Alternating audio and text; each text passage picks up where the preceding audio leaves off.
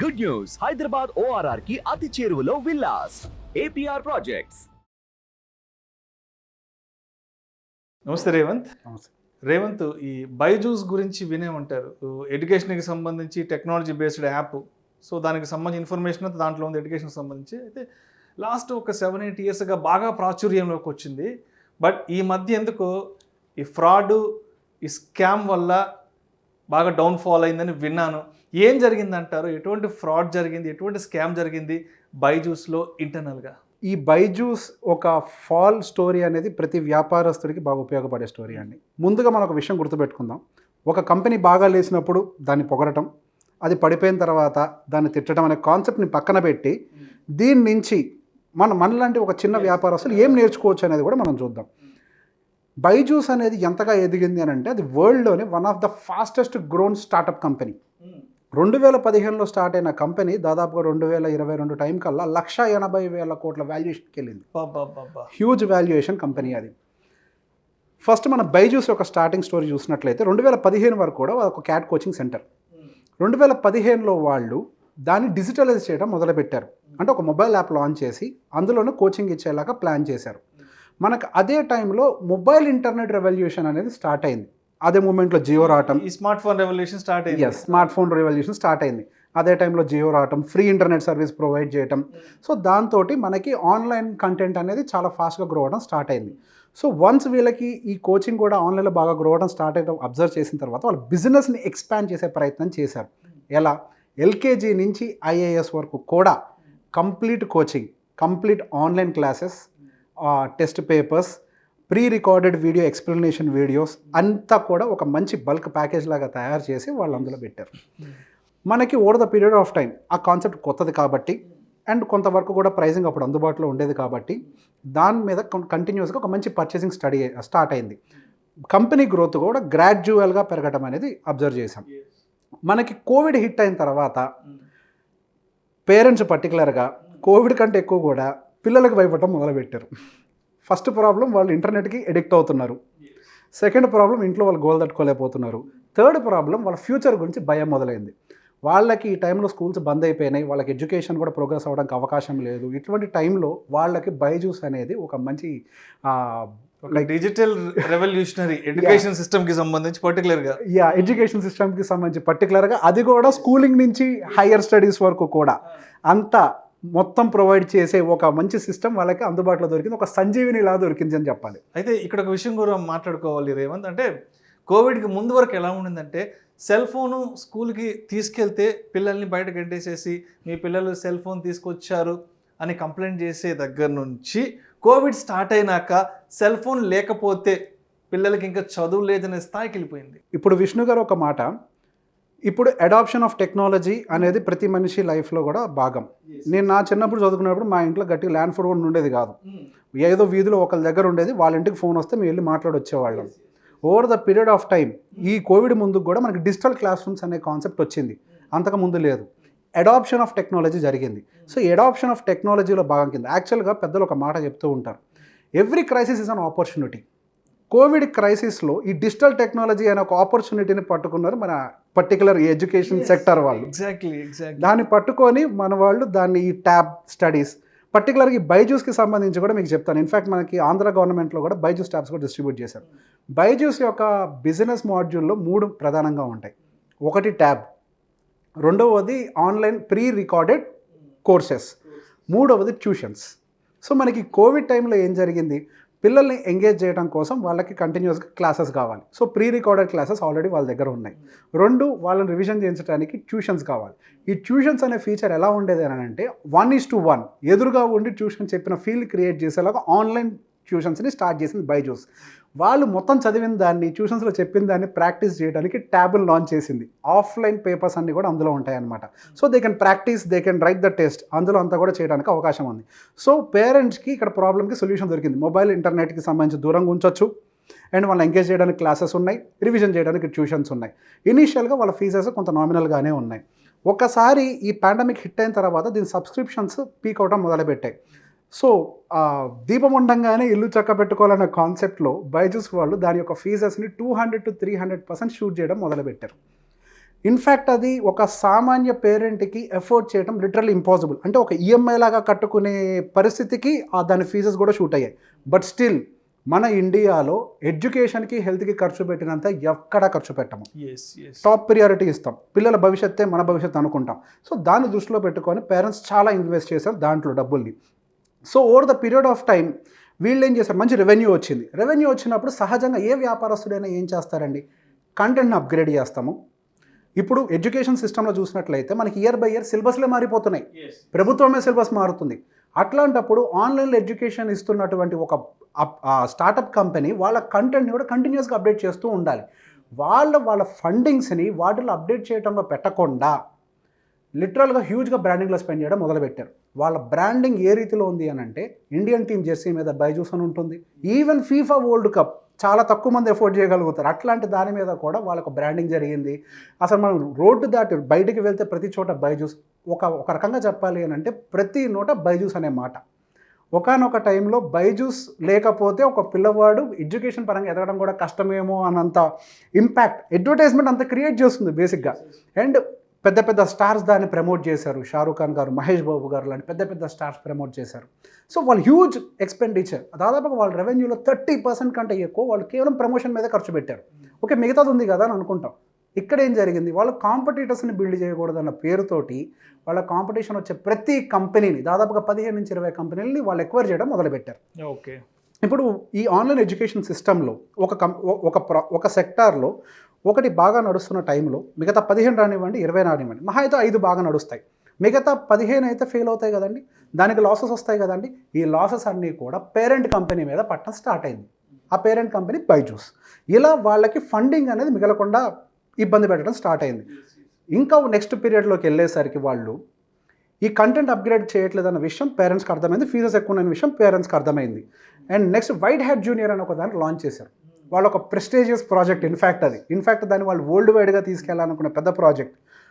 అది ఎంత impact create చేసింది అని అంటే, నేను ఇప్పటిదాకా నాకు 32 సంవత్సరాలు వచ్చాయి, నాకు యాప్ క్రియేషన్ రాదు. చిన్నపిల్లలు నా 4 ఏళ్ళ 5 ఏళ్ళ కూతురు కూడా యాప్ క్రియేషన్ నేర్పిస్తారంట. అందులో జాయిన్ చేపిద్దామని ఒక ఆలోచన నాకు కూడా వచ్చింది. అంటే చిన్నపిల్లల చేత మేము యాప్ క్రియేట్ చేపిస్తాం, వాళ్ళకి ఆ నాలెడ్జ్ ఇస్తామని చెప్పేసి వాళ్ళు అన్నారు. బట్ ఒక పర్టికులర్ థింగ్ నన్ను ఆపేసింది, వాళ్ళ ఏజ్ అంతా, వాళ్ళు ఎన్ని లాంగ్వేజ్ నేర్చుకోగలుగుతారు అని. ఒక యాప్ని క్రియేట్ చేయాలంటే ఫస్ట్ బేసిక్గా లాంగ్వేజ్ నేర్చుకోవాలండి. HTML అయి ఉండొచ్చు, జావా స్క్రిప్ట్ అయి ఉండొచ్చు, ఇలాంటి బేసిక్ అనేది మనం నేర్చుకుని ఉండాలి. ఆ ఏజ్ గ్రూప్ పీపుల్, ఆ ఏజ్ గ్రూప్ చిల్డ్రన్ అసలు లాంగ్వేజ్ అంటే ఏంటో తెలుసుకునే టైంలో ఇంత హెవీ సబ్జెక్ట్ని వాళ్ళ బ్రెయిన్ మీదకి మనం ప్రెషర్ చేస్తే, అంటే ఇది ఎంతకాలం సస్టైన్ అయ్యే బిజినెస్. ఇన్ఫ్యాక్ట్ ఒకనొక టైంలో వైట్ హ్యాట్ జూనియర్ యొక్క ఫ్రాంచైజ్ కూడా నేను తీసుకుందామని అనుకున్నాను. ఈ కాన్సెప్ట్ నన్ను ఆపేసింది. సో ఇది లాంగ్ టర్మ్లో సస్టైన్ అయ్యే బిజినెస్ కాదు. ఒకసారి పేరెంట్స్ కొంతమంది ఎవరైతే సబ్స్క్రిప్షన్ వైట్ హ్యాట్ జూనియర్లో తీసుకున్నారో వాళ్ళకి అర్థమైపోయింది, ఓకే వీళ్ళు బేసిక్స్ ఆఫ్ ద సబ్జెక్ట్ చెప్పట్లేదు, ఓకే వాళ్ళు కేవలం ఆ పైన ఇది తీసుకొచ్చి ఇక్కడ పెట్టండి, ఇది తీసుకొచ్చి ఇక్కడ పెట్టండి అనేది మాత్రమే చెప్తున్నారు. It is not worth it అనే విషయం క్లారిటీ వచ్చింది. సో సబ్స్క్రిప్షన్ కౌంట్ ఆటోమేటిక్గా డౌన్ఫాల్ స్టార్ట్ అయింది. ఇది ఎలా ఉందంటే అండి, మనకి అడ్వర్టైజ్మెంట్ చేస్తున్నప్పుడు మన దగ్గర కంటెంట్ బాగుండాలి. ఇది అందరికీ ఉపయోగపడే సబ్జెక్ట్. ఒక అడ్వర్టైజ్మెంట్ చేసే ముందు మన దగ్గర ప్రొడక్ట్ బాగుండాలి. ప్రొడక్ట్ బాగోకుండా బాగా అడ్వర్టైజ్మెంట్ చేస్తే వచ్చిన వాళ్ళందరికీ మన దగ్గర పిచ్చి ప్రొడక్ట్ అని మనమే ప్రమోషన్ చేసిన వాళ్ళం అవుతాం. ఇక్కడ అదే జరిగింది ఎగ్జాక్ట్గా బైజూస్ దగ్గర. సో న్యూ సబ్స్క్రిప్షన్స్ రావకపోగా ఎగ్జిస్టింగ్ సబ్స్క్రైబర్స్ కూడా దాన్ని రెన్యువల్ చేయడం ఆపేశారు. దీంతో వాళ్ళకి రెవెన్యూ అనేది డౌన్ఫాల్ అనేది పడిపోవడం అనేది వాళ్ళకి స్టార్ట్ అయిపోయింది. సో ఇందాక ఒక మాట అనుకున్నాం, స్కామ్ ఆర్ ఫ్రాడ్. ఈ రెండు అనేది దాని మీద ఎలా అప్లై అయ్యాయి అనేది. మనకి స్కామ్ అనే ఫ్రాడ్ అనే కాన్సెప్ట్ ఎందుకు వచ్చిందంటే, ఫస్ట్ ఫ్రాడ్ గురించి మాట్లాడదాం. సార్ సహజంగా సేల్స్ పడిపోయింది ఒక కంపెనీలో. సహజంగా కంపెనీ ఏం చేస్తుంది, సేల్స్ టీమ్ మీద ప్రెషర్ పెడుతుంది. ఫస్ట్ టార్గెట్ వాళ్ళే. ఆ సేల్స్ టీమ్ మీద ఎంతటి ప్రెషర్ పెట్టారు అని అంటే, ఇంకా వాళ్ళు లిటరల్గా ఫేక్ సేల్స్ క్రియేట్ చేయడం స్టార్ట్ చేశారు. ఫేక్ సేల్స్ అంటే ఏంటి అని అంటే, ఇప్పుడు ఒక సబ్స్క్రిప్షన్ తీసుకోవాలంటే ₹1,00,000 కోర్సును సబ్స్క్రిప్షన్ తీసుకోవాలంటే ఇనీషియల్గా 10,000 డౌన్ పేమెంట్ కడితే చాలు, రన్నింగ్లో మనం మంత్లీ ఇంత అని వాళ్ళకి స్కూల్ ఫీజు లాగా టర్మ్స్ వైజ్గా పే చేసుకుంటూ వెళ్ళొచ్చు. సో వాళ్ళు ఒక ₹1,00,000 కోర్సెస్ని ఒక 5 సబ్స్క్రిప్షన్ జరిగినట్టుగా ఒక ₹50,000 వాళ్ళ జేబుల నుంచే పెట్టి కట్టేసి ఒక ఫేక్ సేల్ని క్రియేట్ చేశారు. అట్లా చాలామంది చేశారు. ఆర్టిఫిషియల్ సేల్స్ క్రియేట్ చేశారు. అండ్ ఇది ఒకటే కాకుండా వాళ్ళు ఫ్రాడ్ అనేది ఇక్కడే మొదలుపెట్టారు. ఎంతకాలం జేబులోంచి పెడతారు సార్, ఒక పీరియడ్కి అది ఆగిపోవాలి కదా, వచ్చిన జీతం అంతటి పెట్టలేరు కదా. నెక్స్ట్ వాళ్ళు ఏం చేశారు, బేసిక్ నాలెడ్జ్ కూడా లేని ఒక నార్మల్ పేరెంట్స్కి ఫోన్ చేయటం, అంటే ఎడ్యుకేషన్ మీద అంటే వాళ్ళకేమీ తెలియదు, చాలా చిన్న పేరెంట్స్ వాళ్ళకి ఫోన్ చేయడం, మీ అబ్బాయికి క్వాలిటీ ఎడ్యుకేషన్ ఆన్లైన్లో ఫ్రీగా ఇస్తామని చెప్పారు. దానికల్లా మీరు చేయాల్సింది ఏం లేదండి, మీ యొక్క పాన్ కార్డు, ఆధార్ కార్డు, కొన్ని బ్యాంక్ డీటెయిల్స్ ఇస్తే చాలు, మేము మీకు యాక్టివేట్ చేసేస్తాం కోర్స్ అని చెప్పారు. సో మీన్ వెల్ వీళ్ళు బ్యాక్ అండ్ ఏం చేశారు, వాళ్ళకి లింక్ అయిన ఒక ఫినాన్స్ కంపెనీ తోటి షార్ట్ టర్మ్ లోన్ తీసుకోవడం. ఆ షార్ట్ టర్మ్ లోను ఆ విషయం పేరెంట్కి తెలియదు, అక్కడ లోన్ యాక్టివేట్ అయిందని. వాళ్ళకి ఫస్ట్ మంత్ అయిన తర్వాత డబ్బులు డిడక్ట్ అయ్యేదా కూడా లోన్ యాక్టివేట్ అయిన విషయం పేరెంట్స్కి తెలియలేదు. దీన్ని స్కామ్ అని అంటారు కదా సార్, ఇదే స్కామ్. అంటే పేరెంట్స్ డీటెయిల్స్, ఇదే పాన్ కార్డు, ఆధార్ కార్డు ఇవన్నీ తీసేసుకొని వాళ్ళ బ్యాంకులను అప్రోచ్ అక్కడి నుంచి ఈ వాళ్ళ దగ్గర ఒక ఆదిత్య ఫైనాన్స్ కంపెనీ లాంటి ఆల్రెడీ లింక్ అయి ఉంటాయి, వాళ్ళకి డీటెయిల్స్ పెట్టేసి లోన్ అప్రూవ్ చేయించేశారు. వాళ్ళ బ్యాంక్ అకౌంట్ నుంచి ఎవ్రీ మంత్ డబ్బులు కట్ అవటం. ఇది చీటింగ్. అది దానివల్ల దాని మీద ఒక ఫ్రాడ్ కంపెనీ మోసం చేస్తున్నారని ఒక పేరు పడిపోయింది over the period of time. Next అసలు ఓవరాల్గా గవర్నమెంట్ దాని మీద స్కామ్ అనేది కూడా ఎందుకు పడ్డదని దాంట్లోకి వెళ్తాం సబ్జెక్ట్లోకి. సార్ ఇప్పుడు ఇందాక ఒక మాట చెప్పుకున్నాం మనం, వాళ్ళ మేజర్ రెవెన్యూ వచ్చేసరికి ఇది ట్యాబ్స్. 80% ఆఫ్ ద రెవెన్యూ వాళ్ళకి ట్యాబ్స్ నుంచే వస్తుంది. ఒక ట్యాబ్ పిల్లవాడికి ఇచ్చిన తర్వాత కూడా సేమ్ ప్రాసెస్, మొత్తం డబ్బులు ఒకేసారి కట్టాల్సిన అవసరం లేదు, పోర్షన్ కడితే సరిపోతుంది, మిగతాది డౌన్ ద లైన్ కట్టుకోవచ్చు. సో ఈవెన్ మన కోర్సెస్ కూడా సేమ్ సబ్జెక్ట్ అప్లై అవుతుంది. ఇనిషియల్ కడతాం, తర్వాత డౌన్ ద లైన్ పే చేస్తాం. అదే టైంలో కోవిడ్ అయిపోయింది, మనకి స్కూల్స్ ఓపెన్ అయ్యాయి. ఇంత హ్యూజ్ ఫీజెస్ ఉన్న తర్వాత స్కూల్స్కి ఫీజెస్ కట్టుకుంటూ పోతున్న పేరెంట్స్కి ఇది కట్టాల్సిన అవసరం ఇంకుందంటారా? ఇంకా అవసరం లేదు. సో వాళ్ళు దాన్ని పే చేయడం ఆపేశారు. కానీ ఇక్కడ ఈ కంపెనీ ఏం చేసింది అని అంటే, వాళ్ళకి ₹1,00,000 ప్యాకేజ్ వాల్యూ వాళ్ళకి సబ్స్క్రైబ్ అయితే వాళ్ళకి వచ్చింది అందులో 10,000 అయితే వాళ్ళు ₹1,00,000 మా దగ్గరకు వచ్చినట్టుగా పేపర్ వర్క్ చేయడం మొదలుపెట్టారు. ఎందుకు? వాళ్ళ కంపెనీని వాళ్ళు ఫారెన్ అంటే యూఎస్, యూరోపియన్ కంట్రీస్లో ఎక్స్పాండ్ చేయడానికి ఫండింగ్ రేజ్ చేయడానికి ట్రై చేశారు. సో దానికి కంపెనీ వాల్యుయేషన్ కావాలి. అలా అని ఈ కంపెనీకి 1,80,000 కోట్ల వాల్యుయేషన్ అనేది ఎవాల్వ్ అయింది. అయితే ఒక ఫినాన్షియల్ ఇయర్లో గవర్నమెంట్ అడిగింది మీ రిపోర్ట్స్ ఇంకా రాలేదు అని. అప్పుడు వాళ్ళు డిలాయిట్ అనే కంపెనీ వాళ్ళని ఆడిట్ చేస్తున్నారు, ఆ పర్టికులర్ కంపెనీ డేటాని రిలీజ్ చేయలేదని చెప్పడం జరిగింది. ఆ డిలాయిట్ కంపెనీని క్వశ్చన్ చేసినప్పుడు మాకు ఇందులో కొన్ని అవకతవకలు కనిపిస్తున్నాయి, మాకు క్లారిటీ లేదు అని చెప్పి వాళ్ళు ఈ పర్టికులర్ డేటాని బయటకు ఇచ్చారు. ఆ డేటా ఏంటి అని అంటే, వాళ్ళు ఇచ్చినటువంటి సేల్ అంటే వాల్యుయేషన్కి వచ్చిన ఫిజికల్ మనీకి పొంతన లేదు. ఇక్కడ 3 అంశాలు ఈ వాల్యుయేషన్ పెంచాయి. ఒకటి ఫేక్ సేల్స్ మ్యాన్ క్రియేట్ చేశారు. అది ఎవరి తప్పు? కంపెనీ మేనేజ్మెంట్ తప్పు. ఫస్ట్ ఎందుకు సేల్ జరగట్లేదు అనాలిసిస్ చేయాల్సిన కంపెనీ అది చేయకుండా ప్రెషర్ చేసింది. ఒకరోజు కాకపోతే ఒకరోజుకైనా అనాలిసిస్ చేయాలి, అది ఫస్ట్ కంపెనీ తప్పు. 2, వాళ్ళు ₹10,000 కోర్స్ అయి ఉండొచ్చు, ₹10,000 పే చేసినప్పుడు ₹1,00,000 మా దగ్గరకు వచ్చినట్టుగా ఒక ఫేక్ డాక్యుమెంట్ని క్రియేట్ చేయడం ఎవరు తప్పు? కంపెనీ తప్పు. ఇది ఒక స్కామ్ అయిపోయింది ఫైనల్గా.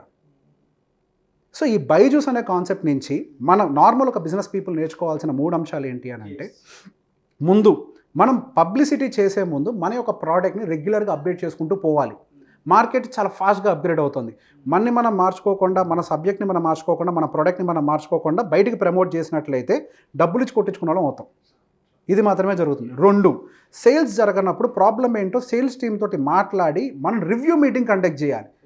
ఆ రివ్యూ మీటింగ్ కండక్ట్ చేయకుండా వాళ్ళని ప్రెషర్ క్రియేట్ చేస్తే అయితే వాళ్ళు పారిపోతారు. మిసర్గా జీతం అయిపోతే బాగా జీతం ఇచ్చేవాళ్ళు ఇట్లా ఫేక్ సేల్స్ క్రియేట్ చేస్తారు, మిమ్మల్ని మోసం చేస్తారు. 3, మీరు సబ్మిట్ చేసేటువంటి గవర్నమెంట్ సబ్మిట్ చేసే డాక్యుమెంట్స్ 1 సంవత్సరం కాకపోతే 1 సంవత్సరం వెళ్ళారు, కానీ తప్పుడు డాక్యుమెంట్స్ సబ్మిట్ చేస్తే ఖచ్చితంగా 1 సంవత్సరం దొరికిపోతారు. దొరికినప్పుడు మీరు సంపాదించుకుంది మొత్తం కోల్పోతారు. ఇక్కడ డబ్బులు ఒకటి పోవటమే కాదు, ఓవరాల్గా మీ ఇమేజే డ్యామేజ్ అయిపోయింది. మీరు ఒక స్కామర్ అయిపోయారు, మీరు ఒక ఫ్రాడ్ అయిపోయారు. ఒక బిజినెస్లో పేరే పెట్టుబడి, ఆ పేరే పెట్టుబడి అనే కాన్సెప్ట్లో ఉన్న వ్యాపారంలో మీరు స్కామర్ అండ్ ఫ్రాడ్గా ఒక ముద్ర వేయించుకునే పరిస్థితికి దిగజాడారు. ముందు రోజుల్లో ఇంకా బైజూస్ ఎదగదా అని అంటే జరగచ్చు. ఆకాశ్ అనే ఒక కంపెనీని వాళ్ళు టేక్ ఓవర్ చేశారు. ఎడ్యుకేషన్ ఇన్స్టిట్యూషన్స్, ఎస్, చాలా ఫేమస్ కంపెనీ అది. ఐఐటి, జేఈఈ మీద, ఎస్ ఎగ్జాక్ట్లీ. అండ్ దానికి సంబంధించి కూడా వాళ్ళు రీసెంట్గా ఐపీఓ లాంచ్, ఇవాళే జరిగిన న్యూస్ అది. ఇవాళే వాళ్ళు ఐపీఓని రిలీజ్ చేయడానికి కూడా అప్రూవ్ చేశారు. మార్కెట్లోకి లిస్టింగ్ అవుతుంది ఆకాశ్ అనే కంపెనీ. దాని parent company is Byju's. And వాళ్ళు ఫ్యూచర్లో మేబీ ఇప్పుడు నేను చెప్పిన కాన్సెప్ట్స్ అన్ని కూడా వాళ్ళు ఐడెంటిఫై చేసుకుంటారు. ఇనిషియల్ ప్రెషర్లో, సేల్ ప్రెషర్లో ఐడెంటిఫై చేయకపోయినా వాళ్ళు ఇప్పుడు ఐడెంటిఫై చేసుకుంటారు. సో డెఫినెట్గా వాళ్ళ యొక్క కంటెంట్ని అప్గ్రేడ్ చేస్తూ ఉంటారు. ఈ డిజిటల్ కంటెంట్ అనేది హవెవర్ ఎప్పటికైనా కానీ మార్కెట్కి కావాల్సిందే. అందులో వాళ్ళు మోనోపోలీ ప్లేయర్స్ వాళ్ళు. సో ఒకనొక టైంకి డెఫినెట్గా రీగైన్ అవుతారు. బట్ ఇది ముందు చేసుకుంటే బాగుంటుండే. Thank you so much Revanth. ఎందుకంటే నేను కూడా ఎప్పటి నుంచో వింటున్నాను బైజూస్కి సంబంధించిన రీజన్ ఫాల్ గురించి. అండ్ ఇవాళ మీ ద్వారా దానికి సంబంధించిన పూర్తి విశ్లేషణ నేను తెలుసుకోగలిగాను, అదేవిధంగా మన ప్రేక్షకులు కూడా తెలియచేయగలిగాను. అదేవిధంగా అంటే ఇటువంటి పెద్ద పెద్ద స్టార్టప్ కంపెనీస్ ఒక్కసారిగా రైజ్ అయిన తర్వాత ఈ ఫాలో అవుతున్న పరిస్థితుల నుంచి చిన్న చిన్న వ్యాపారాలు చేసే వాళ్ళు ఎటువంటి విషయాలను గమనించాలి, ఎటువంటి విషయాల పట్ల జాగ్రత్త వహించాలి అనే అంశం గురించి చాలా చక్కగా వివరించారు. Thank you so much Revanth. Thank you.